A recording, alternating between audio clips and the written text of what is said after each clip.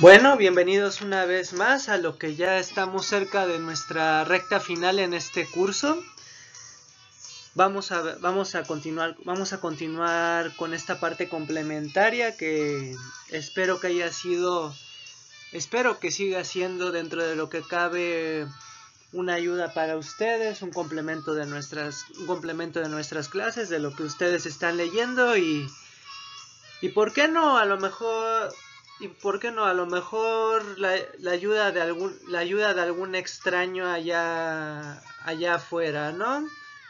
Quién sabe si en el futuro lo llega a ver alguien más que lo pueda llegar a necesitar. Entonces, pues va, pues vamos a ver ya después de esto algunos de los conceptos más importantes que comenzaremos con el sistema nervioso autónomo. Como nosotros habíamos visto a principios del curso, bueno, por lo menos en esta parte del sistema nervioso, de acuerdo a la funcionalidad que tiene el sistema nervioso, podemos identificar que existen dos funciones, ¿no? Toda aquella parte de nuestro sistema nervioso que tenemos la capacidad de alguna forma integrarla a nuestro consciente, a todo aquello de lo que nosotros podemos hacer una percepción voluntaria, que entra generalmente dentro del rango de lo que es conocido como el sistema nervioso somático. Y como una segunda categoría, podemos nosotros empezar a hablar del el sistema nervioso autónomo. Bueno, qué relevancia puede esto tener? A final de cuentas sabemos que las grandes funciones que, por ejemplo, nosotros tenemos, como el que nuestro corazoncito lata por ese alguien que no le importamos, el que nuestros pulmones respiren la contaminación de la ciudad, el que seamos capaces de sudar, el que seamos capaces de producir orina, podemos desechar los productos de la alimentación mediante el peristaltismo y la absorción, pues son una serie de funciones en las cuales no tenemos un control aparente de primera entrada. Y aquí habría que preguntarnos cuál sistema va a ser más útil para el individuo.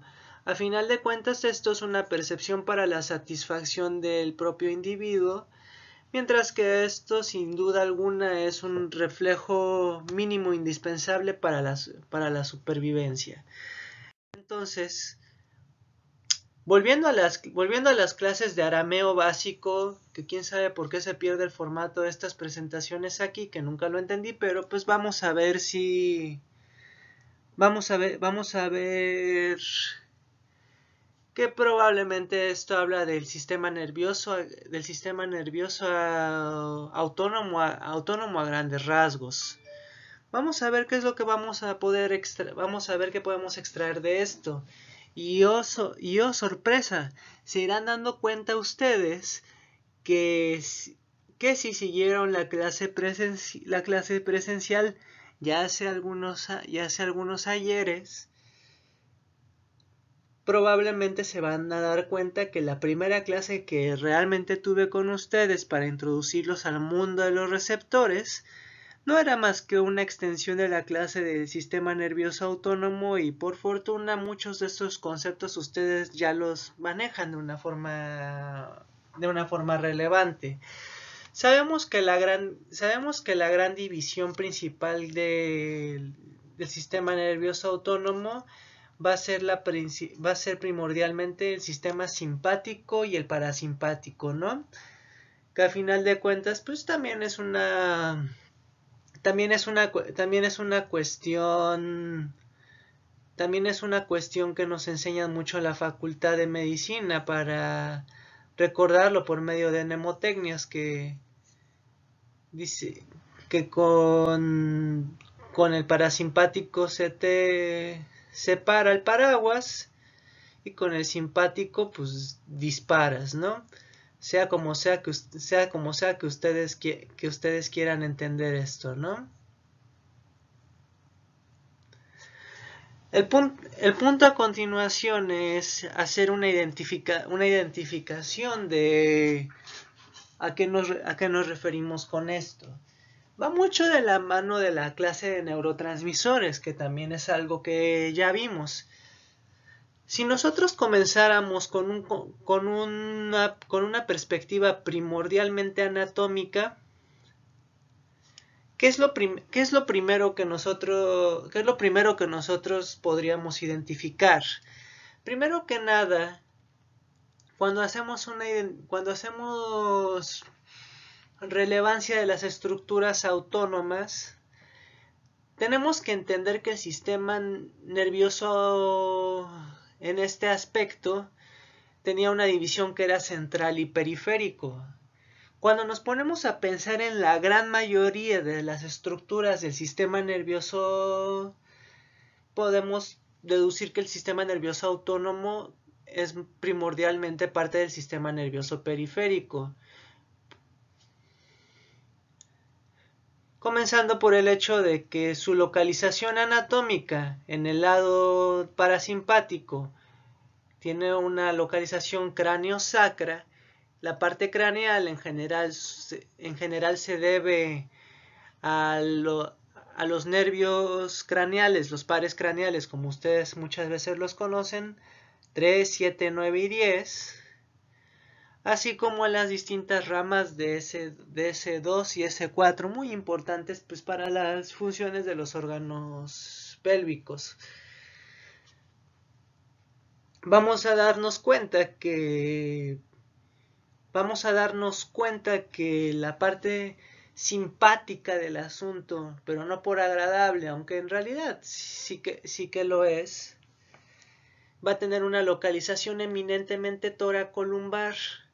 Generalmente está encarnado por el hecho de que hay una médula espinal medial y lateralmente existen estas cadenas de ganglios paravertebrales que suelen ser la representación anatómica real del sistema simpático. Desde aquí nos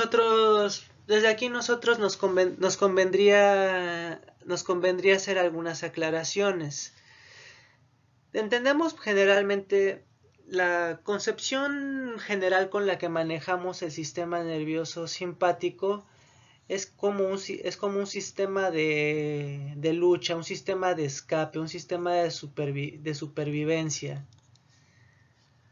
Aunque en realidad es un poco más complejo que esto, pero generalmente se asocia a condiciones de estrés. Aquí dice que hasta de ira, pues sí, ¿por qué no? En general son todas las funciones que pueden servir para preservar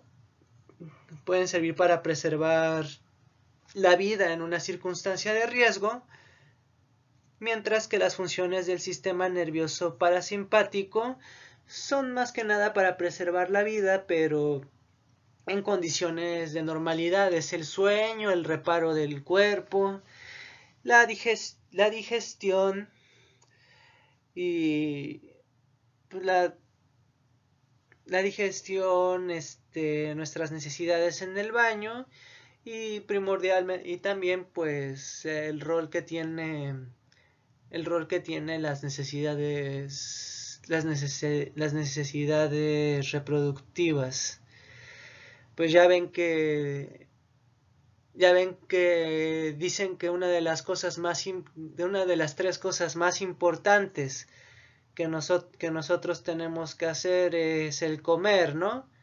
y las otras dos pues son, creo que desayunar y cenar o algo por el estilo. Vamos a darle un punto de vista microscópico, que podemos incluso categorizarlo como histológico, donde vamos a fijarnos que en general las fibras del sistema nervioso autónomo suelen tener dos componentes. Hay una neurona preganglionar y hay una neurona postganglionar. Tan sencillo como esto, neurona preganglionar, neurona postganglionar. El tercer componente que tendríamos en común sería el órgano efector. Todo esto se traduce en la gran clasificación de con qué están interactuando estos dos grandes sistemas. Sabemos que el sistema nervioso simpático, que es la capacidad de huir, la capacidad de responder fuerte a los estímulos, a pues, Rocky Balboa, a Rambo, todas esas cosas, generalmente van a estar llevados por la acción de la noradrenalina o norepinefrina y la adrenalina. En cambio, las funciones meramente parasimpáticas pues van a tener como representante a la acetilcolina. Esto es muy importante. Desde el punto de vista histológico, entendiendo respecto al de que hay una neurona preganglionar y una neurona postganglionar, lo más relevante que ustedes deben saber es, y lo vamos a ver desde esta perspectiva, que la neurona preganglionar tiene una fibra de conexión corta a la neurona postganglionar. ¿Y cómo lo vemos anatómicamente? Pues esto es la médula espinal una vez más, ¿no? Nos volvemos acá. Si literalmente las estructuras que son los ganglios simpáticos, los ganglios paravertebrales están al lado, entonces no necesitaré que mi primera fibra sea particularmente larga. Ya será problema de la postganglionar viajar hasta el órgano efector. En cambio, el sistema nervioso parasimpático, su fibra preganglionar prácticamente viaja una gran distancia, de ahí el nombre también de nervio vago, por los largos recorridos que se echan, para llegar a lo que llamaríamos una neurona postganglionar, que está a nada de estar al lado del órgano receptor o efector más que nada. Entonces, desde ahí nos va quedando claro, esos conceptos de fibra preganglionar largan el sistema nervioso parasimpático y cortan el sistema nervioso simpático, son preguntas que no suelen faltar en ningún examen que ustedes lleguen a hacer. Vamos a ver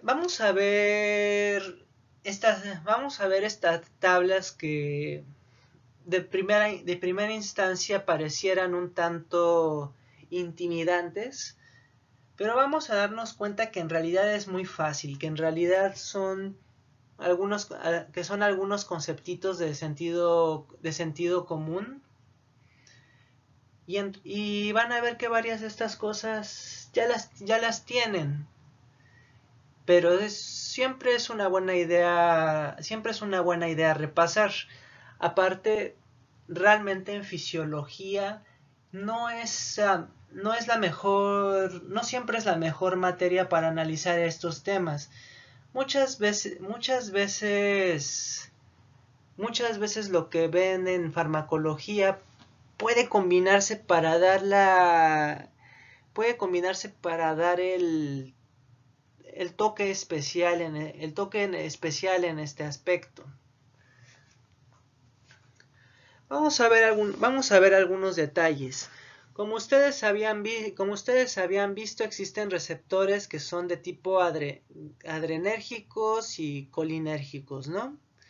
Sabemos que los receptores de tipo adrenérgico pues van a tener fibras alfa 1, alfa 2 y de beta 1 a beta 2 y beta 3. Eso lo habíamos visto alguna vez. Y todos estos receptores se acoplan a proteínas G. Y habíamos visto que uno es GQ,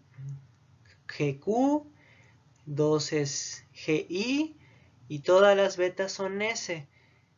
Y pues ya si te echas la mnemotecnia una vez más, pues tienes aquí unos besotes tipo Kiss. Y habíamos visto que dependiendo la función la función colinérgica podían ser nicotínicos o muscarínicos. Los nicotínicos en general pueden ser neuronales o pueden ser musculares. En cambio los muscarínicos, y estos son de tipo iónicos, no tengo que preocuparme mucho de una cascada de proteínas G. Vamos a ver que los muscarínicos, pues vamos a tener números que pueden ir del 1 al 5. Hay más, pero se mantiene la lógica de que los receptores funcionan con G, Q, I, Q, I, Q. O sea, tenemos a Kiki casi desde acá. Vamos a ver algunos músculos representativos y el tipo de receptor que manejan. Y por qué no, si sale algún ejemplo bueno que podamos integrar, pues va a ser lo mejor para que nos entretengamos, ¿no? Vamos a ver que este tipo de receptores alfa 1, que son de tipo adrenérgicos, al activarse van a dar una respuesta que es conocida como la midriasis. ¿Por qué? Porque sentido como un animal necesita una pupila, por decirlo así, más grande. No es necesariamente toda la verdad detrás de esto, pero espero que quede claro el punto. Para que entre una mayor cantidad de luz y el campo visual que tenga el individuo sea más amplio para garantizar supervivencia, rutas de escape o que por lo menos no le den llegue por el sitio equivocado. Función del dilatador del iris. Vemos el esfínter pupilar que su función primordial es la contracción de este músculo por medio de la miosis. Si se fijan, el receptor que manejan ya no es este alfa 1. Ya es otra clase de receptor que tiene una función más que nada parasimpática. Y si se fijan, pues aquí hacemos la división entre un sistema nervioso simpático y un sistema nervioso parasimpático. Vamos a darnos cuenta que la capacidad de acomodar para la visión cercana también es una función predominantemente parasimpática. Nuestro corazón bombón o bombón corazón va a estar regulado por estructuras que tienen la capacidad de comportarse de forma autónoma, como son las estructuras del nodo sinoatrial. Sin embargo, cuando encontramos los receptores beta 1, que son los de la contracción miocárdica, que ustedes van a ver el bloque que entra, el concepto de inotropismo, cronotropismo, batmotropismo, lucitropismo y todos los tropismos que ustedes quieran del corazón, y pues van a ver que nos vamos a divertir en esa unidad. Vamos a darnos cuenta que una función simpática sobre el corazón va a ser la disminución de la frecuencia cardíaca. En cambio, un aumento de la función beta va a traducirse en un aumento de la frecuencia. ¿Por qué disminuiría yo la frecuencia cardíaca? Bueno, podría usar yo un bloqueador beta, como es el propranolol, que es para relevancia de personas que tienen insuficiencia cardíaca o problemas de isquemia o falta de riego suficiente en el corazón para que su músculo miocárdico no se estrese gastando más oxígeno del que no puede utilizar. Y puedo acelerar mi corazón en el caso de que, por ejemplo, necesite algún grado de reanimación cardíaca con medicamentos como la misma dopamina podría lograrlo, dobutamina. Son pequeños detalles que ustedes irán viendo a lo largo del camino y todas estas partes que son parte del sistema conducción cardíaco no es diferente a lo que les acabo de explicar. Vamos a ver que los vasos sanguíneos en general se manejan por receptores alfa 1. Entonces su función va a ser la constricción bajo las reglas del simpático. Sin embargo, pues puedo inhibir, por ejemplo, la función del alfa 1 con un medicamento clásico como es el prazosina o la prazosina, como ustedes lo quieran traducir, que lo puedo utilizar como un agente hipertensivo. No es tanto de primera línea en la vida real como medicamento, pero pues bueno sí es conocerlo. Sin embargo, vamos a ver que, por ejemplo, un medicamento conocido como la tamsulosina existe. ¿Y por qué va a tener relevancia? Lo vamos a ver un poquitín más adelante, no muy alejados. Si se fijan, las venas de la circulación general, dependiendo qué receptor se active, o funcionan mejor algunas constriñéndose o funcionan mejor otras dilatándose. Es variable y son mecanismos complejos. Eso lo iremos desarrollando un poco más adelante. Una por excelencia, el músculo liso bronquial, son los receptores beta 2, que por ejemplo con un bloqueo inespecífico como el del propranolol, que habíamos comentado hace un momento, al bloquearlo y hacer una respuesta parasimpática contraigo.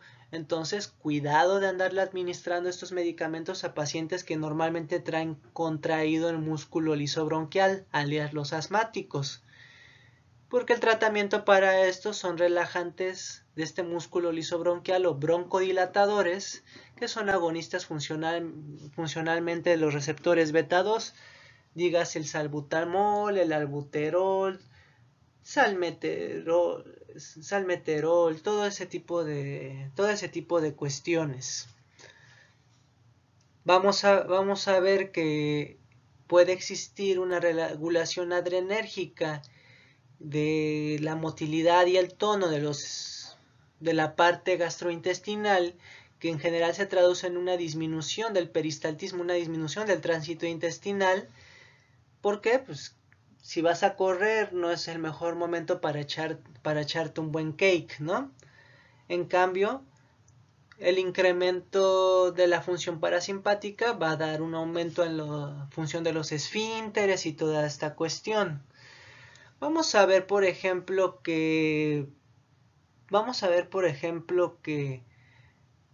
hay algunos que no son tan evidentes en su práctica diaria, que es la función de la vesícula biliar, que se relaja con beta 2. Por ejemplo, en la vejiga son importantes porque estos músculos de la vejiga son importantes para cuestiones de incontinencia, pero por ejemplo los esfínteres generalmente tienen una función relacionada con alfa 1. ¿Lo recuerdan con algún medicamento que anteriormente mencionamos? Si dijeron tamsulosina, pues están en lo correcto. ¿Por qué es relevante esto? Porque cuando nosotros entramos en la tercera década de la vida, más o menos, si somos hombrecitos, nuestra amiga la próstata empieza a crecer primordialmente en su parte central, y es lo que se conoce como hiperplasia prostática benigna. El problema es que comprime un poco nuestro sistema urinario, y por eso a medida que nos hacemos viejos, a los hombres nos da más como por ir al baño de noche, ¿no? Porque no acabamos de hacer del baño ni sentimos una satisfacción total, que es a lo que llamamos en clínica poliaquiuria. Un tratamiento para esto sería la tamsulosina, que servirá para relajar este músculo y que no se vea y que se dilate y que no se vea tan apretado por el tejido prostático que lo rodea. Y si por ejemplo su persona con hiperplasia prostática benigna tenía un poco de hipertensión, pues le pegaron a dos pájaros de un tiro. Entonces, vamos a seguir viendo. Vemos que las glándulas sudoríparas, como función del sistema nervioso simpático, van a producir una secreción. Y si se fijan, tampoco esta función no estuvo mediada exactamente por un receptor puramente adrenérgico, más bien esto es colinérgico. Vamos viendo que también se relacionan con la activación de vías de supervivencia metabólica como la glucogenólisis, gluconeogénesis, que también la beta-oxidación, así como que las funciones pancreáticas que sirven para la digestión con la parte simpática pues se van a ver reducidas, mientras que la parte parasimpática pues necesariamente serán aumentadas para que haya un proceso de digestión adecuado. Vemos algunos fármacos representativos de temas que habíamos visto al principio. Inhibidores de la síntesis de neurotransmisores colinérgicos, que es prácticamente un inhibidor de la acetilsintetasa, o sea, de la producción de acetilcolina, y la metiltirosina, que evita la producción de aminoácidos que están relacionados con las catecolaminas o las hormonas que tienen que ver con la respuesta adrenérgica. No tiene mayor función en la clínica, pero es importante a lo mejor recordar los mecanismos de acción como propuestas. Pero por ejemplo vemos que el besamicol hace lo mismo para la parte colinérgica, pero esto hace que más bien se gastan las vesículas almacenadas, al igual que la reserpina lo hace en la parte adrenérgica. Esta antiguamente se utilizaba para tratar un grado de hipertensión que se considera como maligno, que en general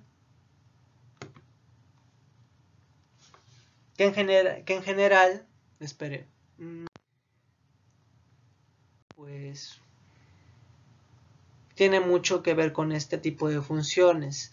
Vamos a ver, por ejemplo, ya conocen y van a dedicar un año de su vida al estudio de la función de estos neurotransmisores, así que no hay mayor necesidad que yo los describa a todos. Es importante, por ejemplo, que los bloqueadores de la recaptación de un neurotransmisor, ya sea la cocaína para captar neurotransmisores adrenérgicos primordialmente, así como algunos antidepresivos. Normalmente los más actuales son los de la inhibición de la recaptura específica de serotonina, pero incluyen estos una familia que se llama antidepresivos tricíclicos, que tienen tanto efectos anticolinérgicos, pueden recaptar algunas aminas adrenérgicas como la imipramina, imitriptilina, cosas por el estilo, así como inactivadores de un neurotransmisor. Si ustedes por favor recuerdan, el edrofonio, la neostigmina, la fisostigmina, pues son inhibidores de la acetilcolinesterasa. Esto ya no debería parecerles tan extraño. Hay medicamentos que son agonistas específicos de alfa-1, como la fenilefrina, que hace una maravilla para el efecto vasoconstrictor y ayudar por ejemplo, a las personas que tienen constipación nasal, nada más que por su capacidad para convertirse en anfetaminas con el proceso químico adecuado, pues ya no son de libre venta, así como la clonidina, que es un que es un agonista, el único agonista que conozco en medicamento que actúa a nivel de alfa 2 y sirve como un antihipertensivo a nivel central, pero muy raramente utilizado, muy raramente, y no se utiliza con indicación usualmente de hipertensión. Si se fijan, beta 1, pues ya les hablamos de la dobutamina, beta 2, estos medicamentos que son clave para ayudar a nuestros amigos asmáticos. Estas cuestiones que son antagonistas de los receptores adrenérgicos, les va a encantar la fenoxibenzamina como un receptor irreversible, como una antagonista irreversible que se puede llegar a utilizar para el manejo de un tumor productor de hormonas adrenérgicas como es el feocromocitoma, que creo que no lo conocen bien todavía, pero después lo discutimos. Vemos, por ejemplo, el alfa 1, ya les mencioné la prazosina, la terazocina es de la misma familia, y pues también la terazocina puede ayudar con la parte de la próstata. Y la yoimbina, que interesantemente pues es un medicamento que pues ahí utilizan para poner ahí calientes a los caballos y a los animales para que se crucen y todo eso, pues, si tuvieron alguna vez vida de rancho alguno de ustedes. Bloqueo beta 1, beta 2, propanolol. Un bloqueo predominante de beta 1 específico es característico del atenolol, del esmolol, del metoprolol. Vemos, por ejemplo, pues la acción de la nicotina. Se están dando cuenta que decimos varias cosas, pero pues todos estos se han vuelto nuestros conocidos y amigos a lo largo del curso, a lo largo de las pláticas que hemos tenido. Ciertos medicamentos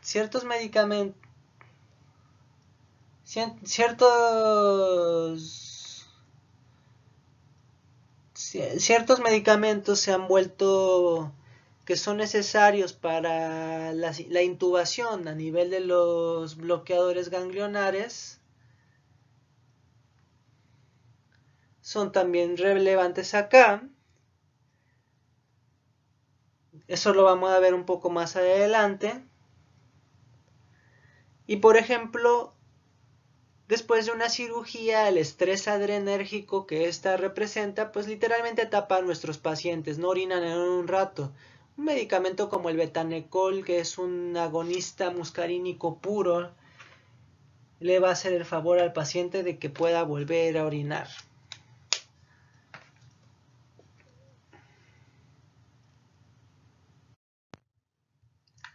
Una vez más recapitulando estos conocimientos, fíjense, sistema nervioso somático, nada más tengo una neurona que llega a su órgano afector. No pasó aquí gran cosa. División parasimpática. Fibra larga preganglionar. Fibra corta posganglionar. Órgano afector. Not hard. No es difícil. No manches, ahora soné como Dora la exploradora, ¿no?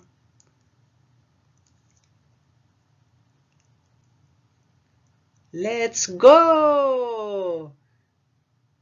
Dios. En fin. Sistema simpático. Fibra preganglionar más corta. Fibra posganglionar más larga. Lo podemos ver, por ejemplo, pues la excepción también a nivel de la médula suprarrenal. Principales núcleos, dependiendo si son su función parasimpática o simpática, hay que conocerlos. Núcleo de Edinger-Westphal, gran núcleo parasimpático para la miosis en nuestro tronco encefálico. Si se fijan los nervios clave y volvemos a la localización cráneo, sacro, sistema parasimpático, 3, 7, 9, 10.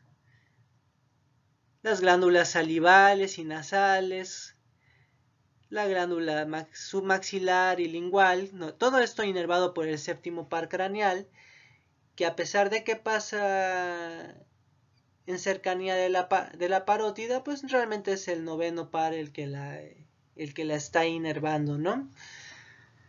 Vemos que tiene su función extendiéndose a corazones, pulmón, estómago, toda la parte digestiva. Vemos las grandes partes que son el tronco simpático. Volvemos a la cuestión de la localización. Tóraco-lumbar. Lo estamos viendo aquí, es la anatomía. Y estos ganglios que ustedes ven aquí, pues son los troncos simpáticos prevertebrales, o sea, paravertebrales, están al lado. Vamos a ver que en general estos troncos simpáticos, más que tener lindos nombres,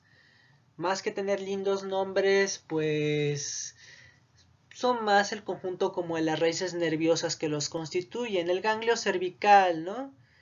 Que ustedes si recuerdan estas estructuras con el ganglio estrellado, si tengo un tumor en la punta de mi pulmón, me puedo dar en la torre y le doy feo al dilatador del iris, le doy feo a la cuestión que me permite la sudoración y me va a dar el famoso síndrome de Horner por un tumor de Pancoast. Ya lo habíamos llegado a hablar. El ganglio celíaco en este sentido, ganglio mesentérico superior, inferior y sacro. Si se fijan, no es tantísimo los detalles que ustedes tienen que saber a este respecto.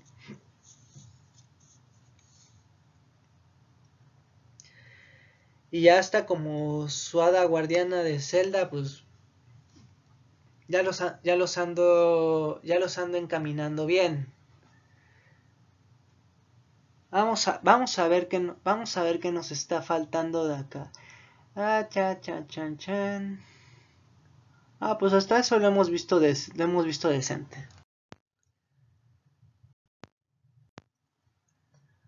Una división adicional que llama nervioso entérico, que en realidad es más que nada algo a lo que van a dedicar su tercer bloque de la materia, la fascinante parte de ver gastroenterología.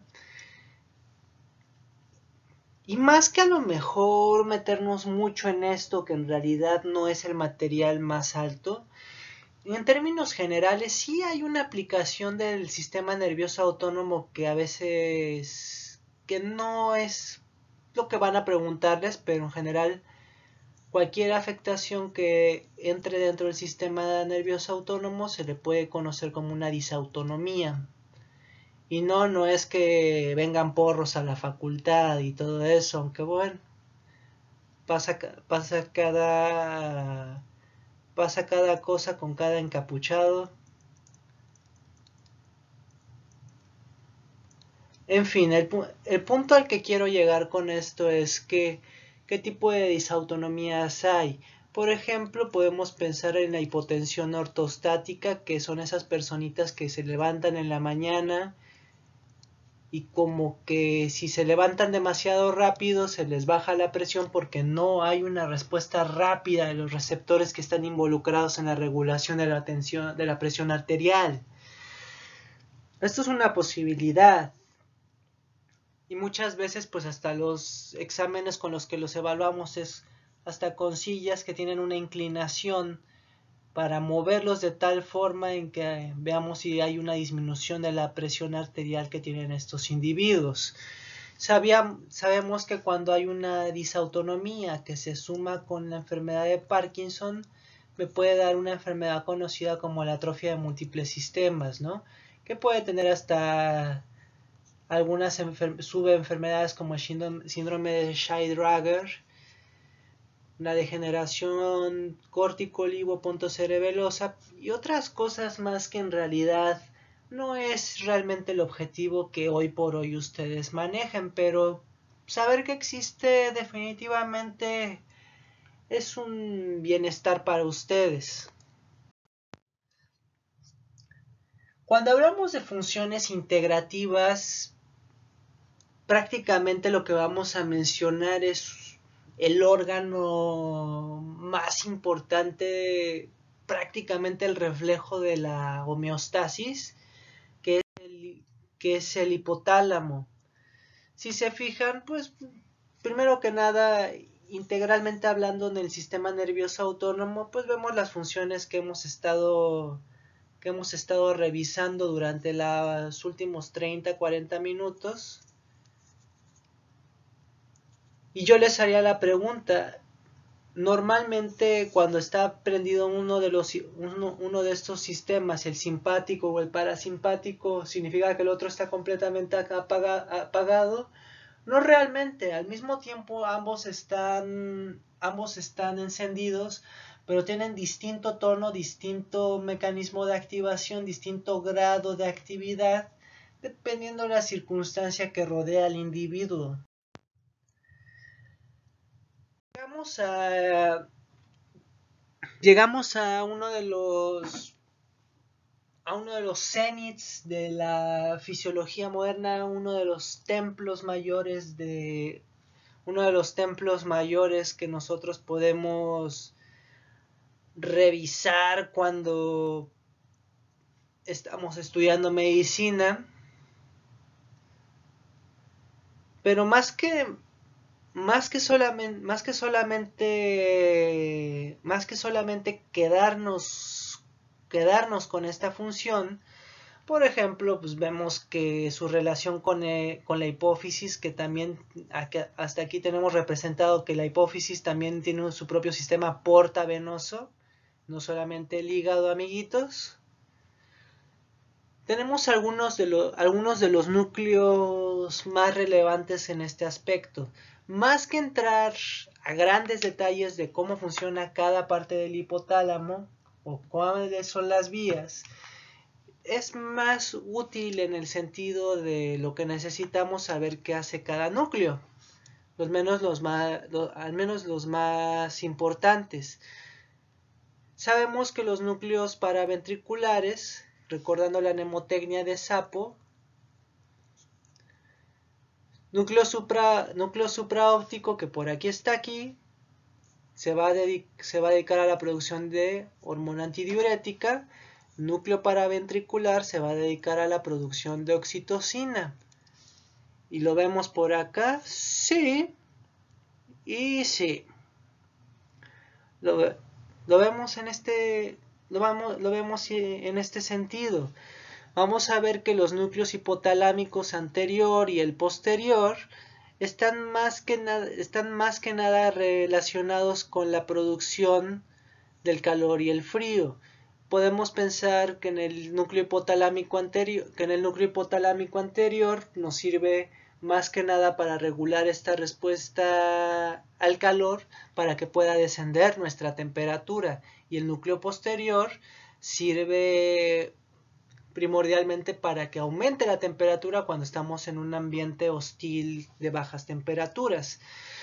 Pues sabemos que la afectación de estos núcleos generalmente se da en el proceso inflamatorio, pues conocido como fiebre.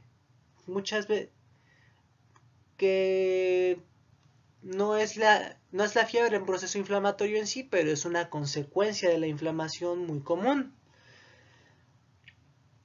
Sabemos que, por ejemplo,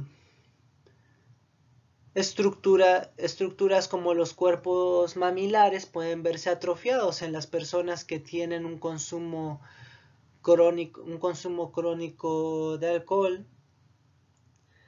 Sabemos que los núcleos ventromediales están más que nada relacionados con la sensación de estar lleno, mientras que la parte lateral está más relacionada con la parte de sentir hambre.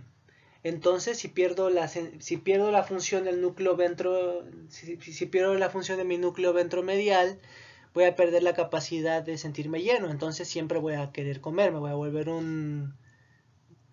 volver una albóndiga.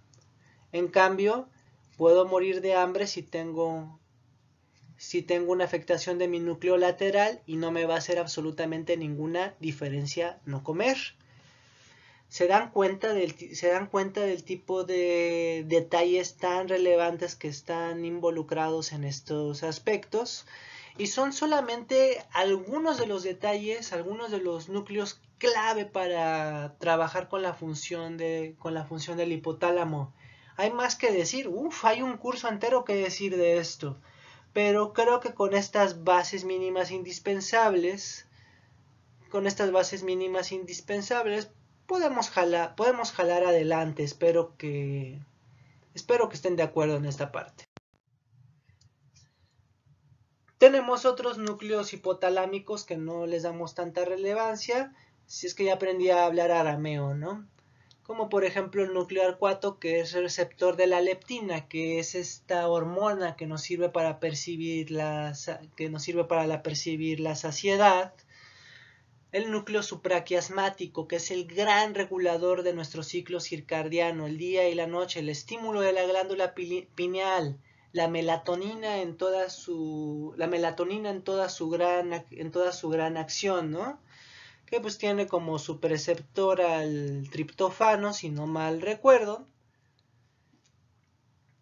que obviamente pues podemos relacionarlo con otros tantos detalles. Sabemos que a medida que nos vamos haciendo más viejos, la cantidad de sueño va disminuyendo, pasando un bebé de dormir más de 18 horas en ocasiones a un adulto mayor que puede dormir 6 horas o menos, ¿no?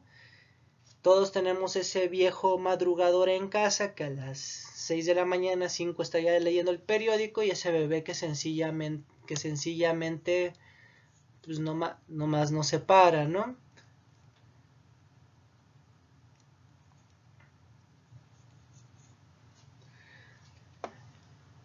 La parte preóptica medial la asocian en este sentido con la función miccional de la vejiga y descenso de la frecuencia cardíaca y la presión arterial. Uno de los temas que también son más atractivos en la fisiología actual se anda volviendo moda esta parte de los sentimientos, de la fisiología del amor, que pues muy interesante en realidad, ¿no? Podríamos nosotros comenzar hablando de un fenómeno que se conoce como neotenia, que nos va a servir primordialmente para entender lo más relevante de este tema, si a ustedes les interesa. La neotenia, estrictamente hablando, se refiere a la capacidad que tienen las especies de conservar rasgos juveniles en comparación a las generaciones anteriores que las parieron por propósitos evolutivos. ¿Cómo se traduce esto? Bueno, si por ejemplo vamos a tratar de dibujar no tan gacho como usualmente, si por ejemplo ustedes compararan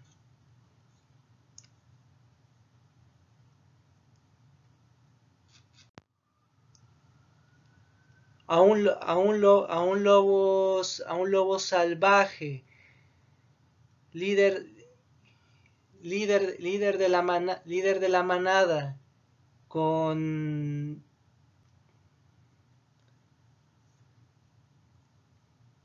que es prácticamente la encarnación del concepto, vamos a ponerle hasta sus colmillos, ¿no? Que es prácticamente la encarnación de la evolución al máximo grado de supervivencia. Pero al acercarse a los primeros hombres, y después de hacerse la pregunta original de qué podría pasar mal, y pues mil años después acabar como su amigo y colega, su pug y gran compañero de vida, el perrito vamos a ponerle milaneso, ¿no? ¿Qué fue lo que pasó aquí? Conservó una gran cabeza en relación con su cuerpo y un cuerpo pequeño con extremidades cortas. ¿Han visto esta lógica en algún lado? Esto es lo que hace que en general las cosas se vean más cute, más lindas, ¿no? Más adorables. Y por ejemplo, pues mucha de esa tecnología, pues también de esa hasta análisis psicológico, pues lo comparamos con el Mickey Mouse original que pues, prácticamente era una rata. A una vez más, mismo principio, cabezas grandes, ojos grandes, pispiretos.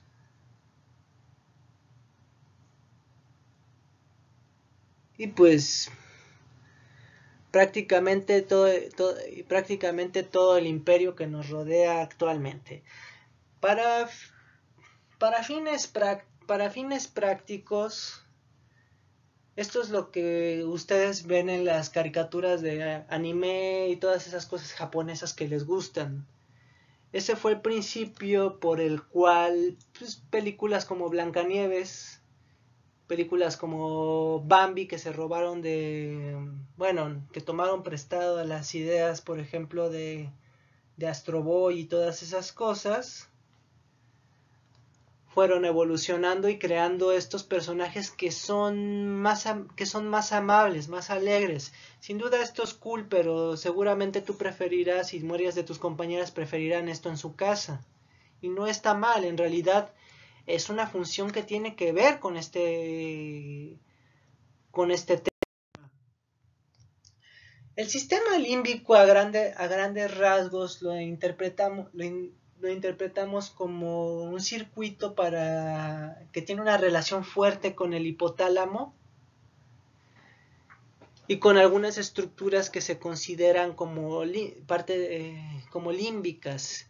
Tenemos el hipocampo, el tálamo, el hipotálamo, la corteza entorrinal. Recordamos pues también la importancia que tiene la olfacción en las emociones. Y si recordamos la vía olfatoria más primitiva, lo vamos a recordar. El giro del cíngulo, los núcleos septales.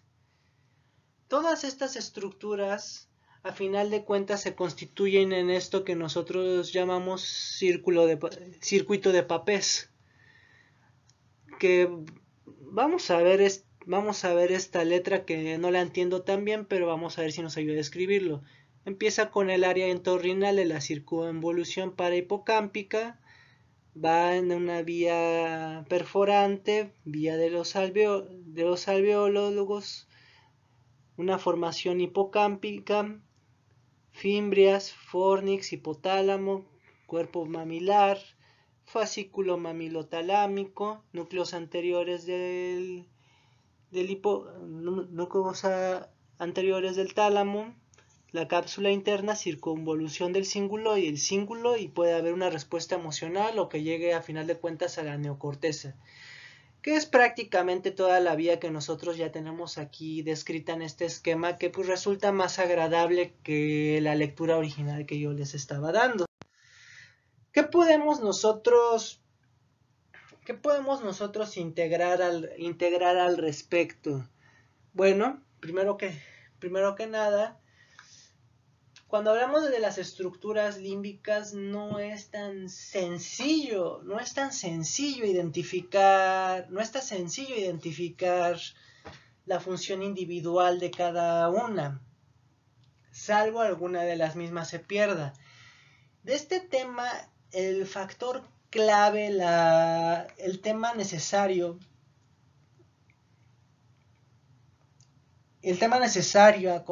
a comprender comienza con la historia de unos changuitos.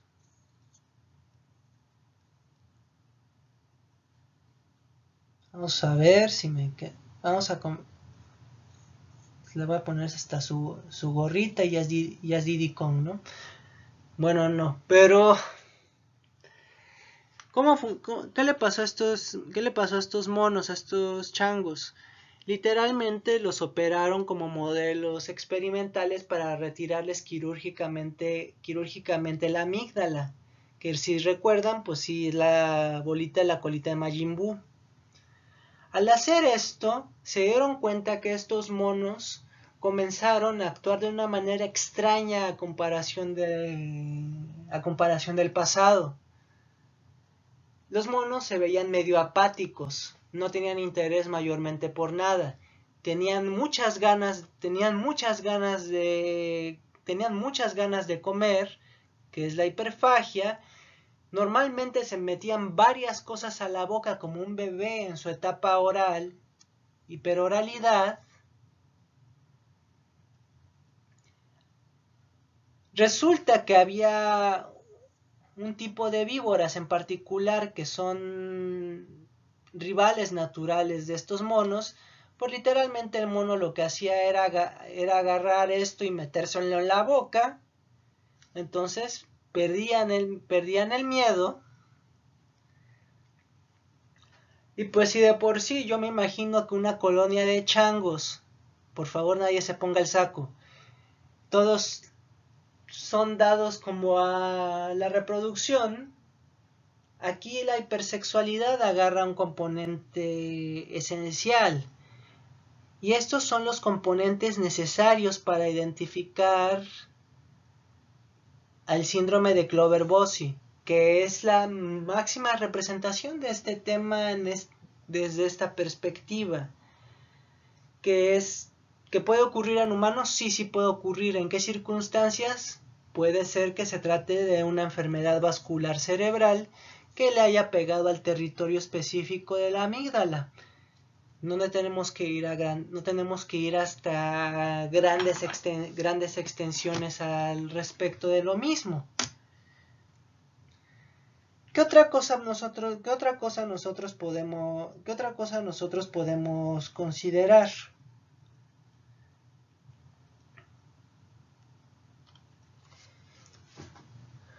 También muchos de estos monos antes eran agresivos, se volvieron muchísimo más calmados y tienden una tendencia a explorar demasiado sus medios y a reaccionar a estímulos visuales de una manera excesiva.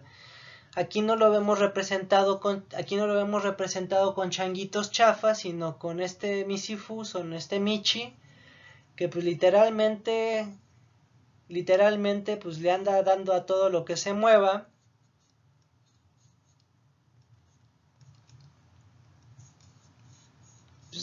Y probablemente estudió medicina después. No se crean, pero estos son los conceptos necesarios para trabajar las bases del sistema nervioso autónomo, la función del hipotálamo y una introducción breve pero concisa con lo necesario para entender los componentes del sistema límbico, que más que nada es identificar los componentes del circuito de Papez, saber su relación con las emociones, con la explosividad o con la total apatía, y poder dar nuestro siguiente paso como médicos. Y colorín colorado, esta clase se ha acabado. Nos vemos en la próxima con las funciones de la electroencefalografía y algunos detalles de funciones mentales superiores y ya cercanos a acabar este show.